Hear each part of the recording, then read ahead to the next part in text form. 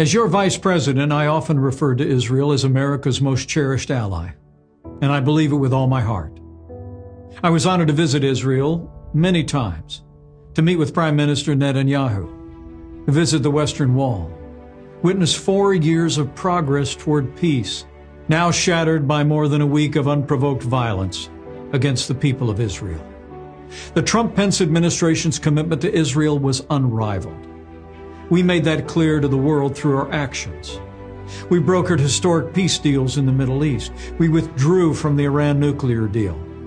And it was 3 years ago last week that our administration kept a decades-old promise, moving the American embassy to Jerusalem, the capital of the State of Israel.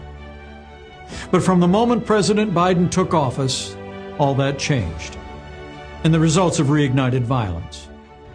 Weakness arouses evil. Instead of seeking peace through strength, President Biden has offered weakness and ambivalence. And tragically, our friends in Israel are paying a terrible price. President Biden turned his back on Israel by restoring funding to the Palestinian Authority. And he even announced his intention to rejoin the Iran nuclear deal.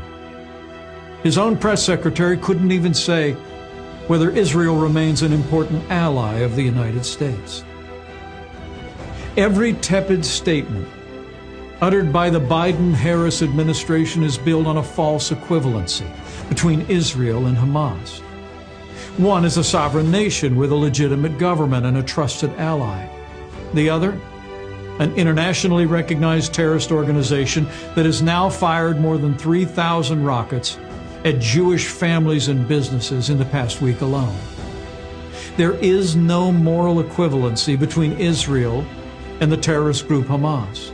President Biden and every American leader should uphold Israel's right to self-defense and condemn the terrorists of Hamas, as well as their supporters and apologists in the strongest possible terms.